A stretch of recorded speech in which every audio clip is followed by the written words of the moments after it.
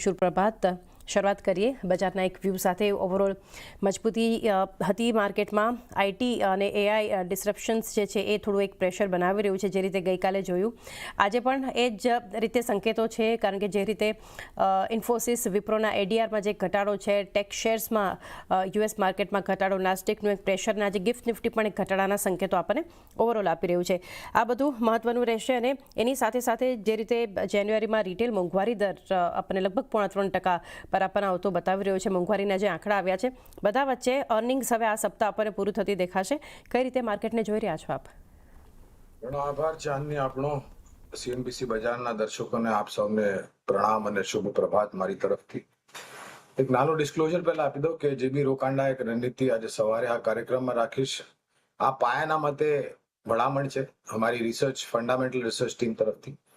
આમાં અમારી કંપની જીઓજીત અથવા મારું કોઈ બી પ્રકારનું વ્યક્તિગત રોકાણ નથી, કોઈ જાતનો વિત્તીય લાભ નથી મળતો, કોઈ જાતનો કોન્ફ્લિક્ટ ઓફ ઇન્ટરેસ્ટ બી નથી. પણ આ સ્તર પર ભલામણ અમે અમારા ક્લાયન્ટને કરીએ છીએ. શક્ય છે કે એમનું રોકાણ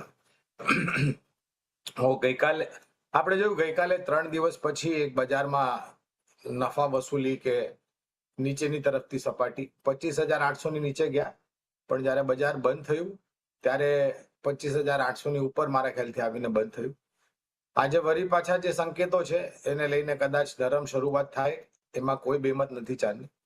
જોવાલાયક રહેશે કે શું આજે બી આપણે 25,800 નું સ્થળ જાળવી શકીએ છીએ કે નથી જાળવી શકતા. જો એને નીચે બંધ આવ્યું તો કદાચ વરી પાછા આપણે 25,500, 25,600 ની આસપાસ જશું. તમે પરિણામની વાત કરી તો હા, બરાબર છે. આજે અથવા તો આવતીકાલે નિર્ણાયક તરીકેથી ત્રીજા ત્રિમાસિકના પરિણામ પર પડદા પડી જશે. એકંદરે જો એક ટિપ્પણી કરવી હોય ત્રીજા ત્રિમાસિકના પરિણામ લઈને, તો મેં આ પહેલા બી વાત કરેલી કે એક બહુ જ સારી વાત છે કે કોઈ ખરાબ પરિસ્થિતિ છે નહીં.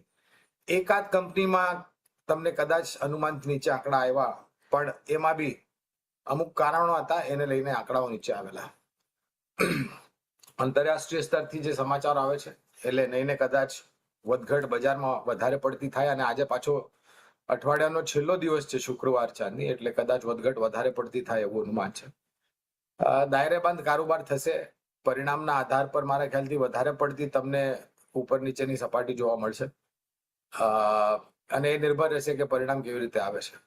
તો ટૂંકાથી મધ્યમ ગાળા માટે કદાચ બજારમાં તમને વધઘટ વધારે પડતી થતી દેખાય, પણ લાંબા ગાળા માટે જે રીતના પરિસ્થિતિઓ ઉભરીને આવી છે, રોકાણની ભલામણ છે. તમે મોંઘવારીની વાત કરી તો એક નવા બેઝ ઇન્ટ્રોડ્યુસ કરવામાં આવ્યા છે એને લઈને, અને આ પહેલી વાર છે કે આ નવા બેઝની ગણતરી કરતા આ મોંઘવારીના આંકડા આવ્યા છે. એને લઈને કદાચ થોડી ઘણી પરિસ્થિતિ, સમાચારોને લઈને પણ બજાર પર થોડી હાવી થઈ શકે છે. પણ લાંબા ગાળા માટે મને નથી લાગતું ચાંદની કે આપણે વધારે પડતી ચિંતા કરવા જેવી જરૂરત છે. સક્ષમ કંપનીઓમાં રોકાણ કરો અને રોકાણ જાળવી રાખો.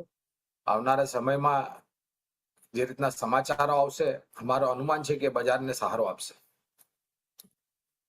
વ્યૂ ઓવરઓલ બજાર માટે અને એક જે સંકેતો, જે સેટઅપ આપણને બનતું જોઈ રહ્યા છે. Sawmill, good morning. અને ટેકનિકલ સેટઅપ સમજી લઈએ. આજે ફરી એક ઘટાડા સાથે શરૂઆતના સંકેતો ગિફ્ટ નિફ્ટી ઇમ્પ્લાઇડ ઓપન આપણને આપી રહ્યું છે. આ બધા વચ્ચે જે રીતે ગઈકાલે આપણને એક નિફ્ટી બેંક તો એક ફ્લેટ નોટ પર ક્લોઝિંગ મળ્યું. ઇન્ડેક્સની સામે ઇનફેક્ટ જોવા જઈએ તો compared to Nifty bank index, banking counters perform કરી રહ્યા છે. એસબીઆઈ જેવા સ્ટોક્સ અગર જોઈએ તો નિફ્ટીનું જે ક્લોઝિંગ છે એનાથી તો આજે ગેપડાઉન ઓપનિંગના સંકેતો છે. 25,800 જે રીતે ગૌરંગજીએ પણ મેન્શન કર્યું, આ લેવલ્સ કઈ રીતે આજે જળવાશે કે કેમ એ મહત્વનું રહેશે. આપ કઈ રીતે જોઈ રહ્યા છો ઇન્ડેક્સને, અને શું લેવલ્સથી હવે સ્ટ્રેટેજી રાખવી જોઈએ? Good morning to everyone.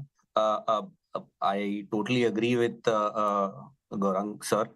આની અંદર 25,800 બહુ જ ક્રુશિયલ છે. અગર આજે આપણે એની ઉપર ક્લોઝ થઈએ છીએ તો that will be very good signs.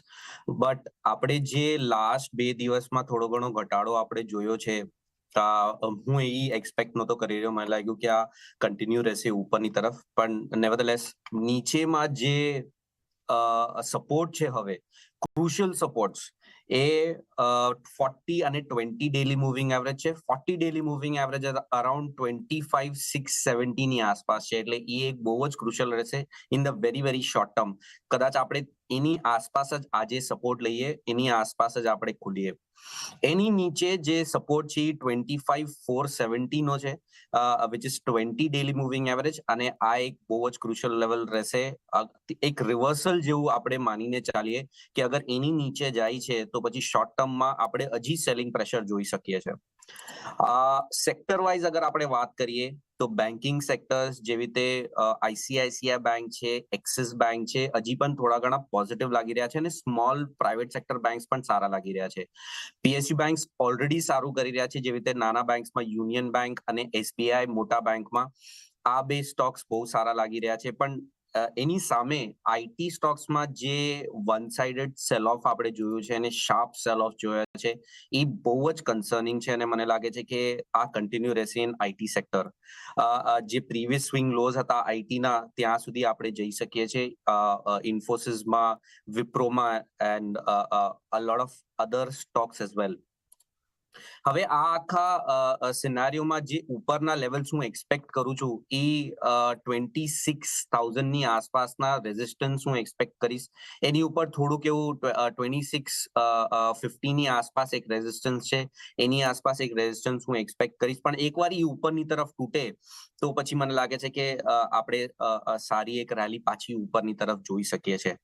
મારો વ્યૂ પોઝિટિવ રહેશે ટિલ ધ ટાઈમ 25,670 હોલ્ડ કરે છે, અને એની આસપાસ જ આપણે બાય ઓન ડિક્લાઇનની સ્ટ્રેટેજી રાખવી અને ઉપરમાં 26,000 ના આપણે ટાર્ગેટ્સ રાખવા.